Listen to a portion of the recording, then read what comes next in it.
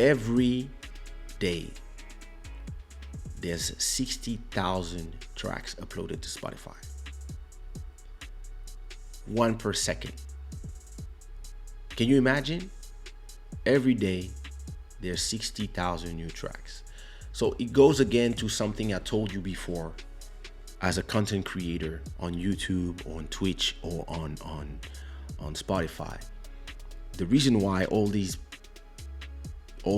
platforms are AI driven is because there's too much content, and it's impossible for them to sort and to know what is the content that they want people to listen to. And so they use AI that know what people love, and they put to people stuff that they already love, or they propose to people what they think they would love.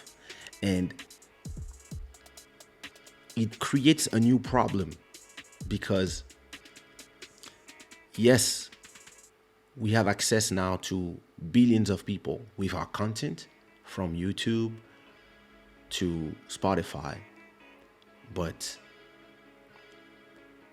because anybody can take a microphone, a camera, a light source, and start talking in front of a camera and try to compete for the attention, it means that there's 400 hours of video uploaded on YouTube every minute. There's 60,000 songs on Spotify every day. And when you release one song, it's a drop in the ocean. And like I said before, what makes the difference when you create your content is the brand. So work on your brand, work on your content, make quality content that people come back to watch for. Something that is very, very, very important when you create content. When you have a new person coming, and they come for the first time in your show, live or in the comments, in the next show, is that person coming back? Does that person become a regular?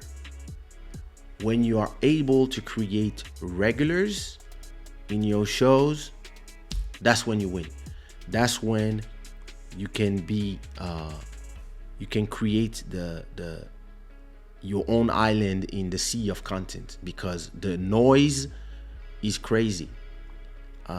Spotify say they have 8 million creators, and they from their calculation, they will have 50 million creators in the platforms creating content.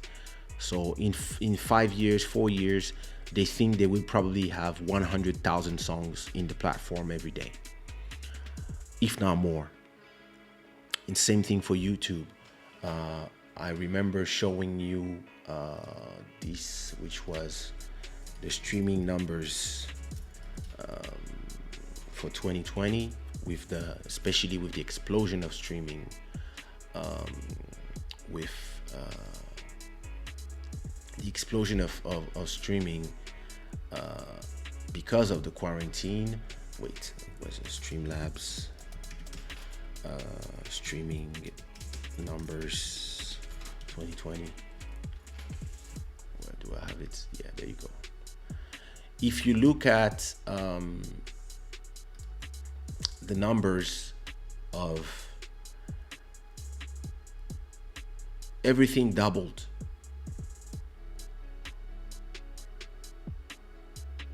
There's 20 billion hours of live content that have been consumed in 2020. 27 billion of hours. And look, Facebook had triple people, 3 billion people. YouTube, 6 billion. Last year was free. And Twitch is the big winner, of course. Twitch is like where all the gaming is done, and etc., etc. But now they also have a lot of people who come and talk, and then you also have new platforms like Clubhouse that a lot of people are now sticking to and going. But as you can see, look, 900 million of hours of content have been done. That's 45% more, from the year before. 900 million of hours of content. Look, every Club Shada episode is 3 hours. And then all these people are competing for what? For time, because you are not going to watch two people at the same time. So you have to choose which one who. And if you decide to come for Club Shada or for Kaysha, it's because of the brand. It's because you're like, oh yeah, it's time for Club Shada. Oh, it's time for Dalia Show. Oh, it's time for Mountain of Inspiration. Oh, it's time for Quarantine Groove by Bodhisattva. It's time for Monday Quality Talks. It's time for, I want to buy a t-shirt Shada wear. Why? This is the power of the brand.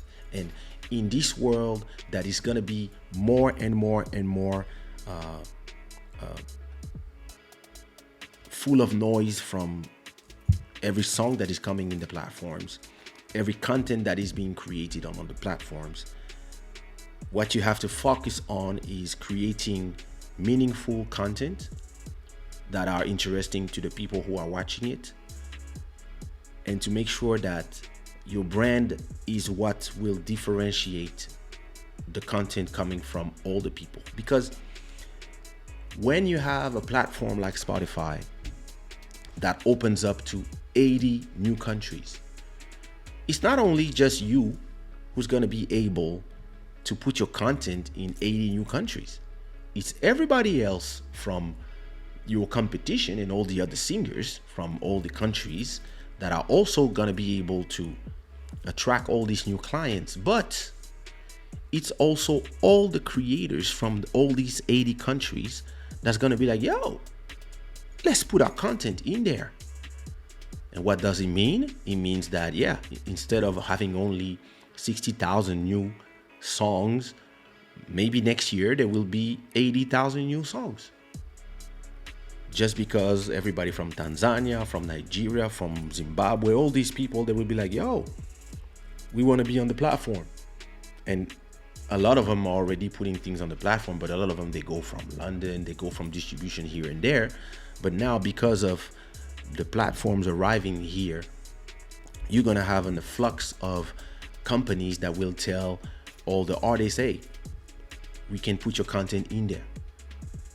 And then you're going to have a lot of local artists who are going to be able to make a living from their music, not by having to dream of going to America like we all used to do when we were 14, 15, and we wanted to make big. We thought, I have to be a superstar in America. I have to work with Puff Daddy, Dr. Dre, all these people. Now they're going to be like, yo, hey, I'm in Beni in Congo, or I'm in Kisangani in Congo, or I'm in Yaoundé in Cameroon, or anywhere in Benin somewhere. And from where I am, let me put the music from my village. I want my Bantu original music to be known, and I'm going to create a playlist, and I'm going to create a catalog of songs, and I'm going to put it there for the people from my country to know their history. Or I'm going to do a podcast about the story of the Bantu people, or the Nihilot people, or the Zulu. And I'm going to tell these stories meaningful to us. And more than ever, not only you're going to be able to do it from home and not having to dream to go outside, you're going to be able to do it from home. And then you're going to have a public, not only local, but access to the international market as well.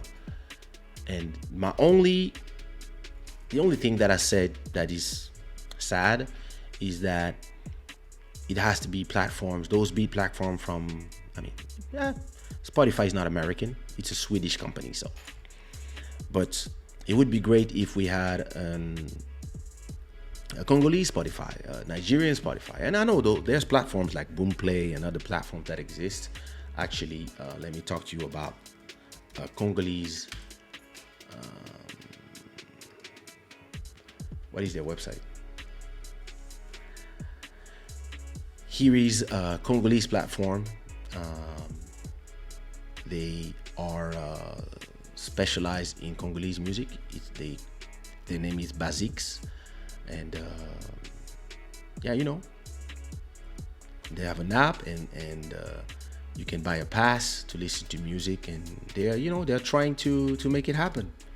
This is their crew, and they are trying to make it happen.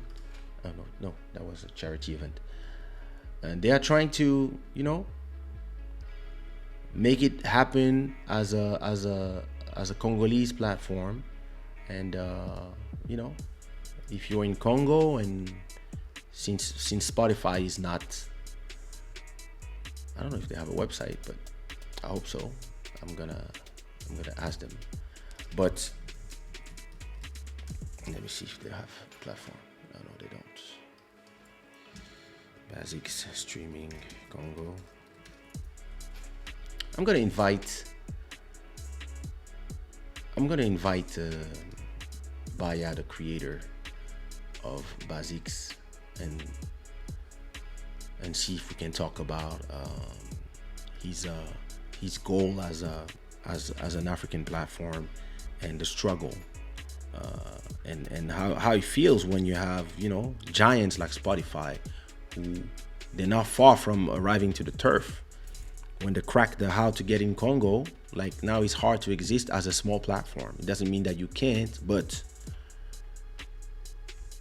the all the leeway you had is, that's where when these guys arrive, they have enough firepower and money to just eliminate everybody. So but it's gonna be very interesting what's gonna happen in the next 5 years with this announcement from Spotify, and hopefully they will be in Congo as well. But I think they really want to be all around the world. But for me, listen, this is again a validation of the things I've been saying for all these years. I was like, guys, create content, trust the process, create quality content, and do it for tomorrow.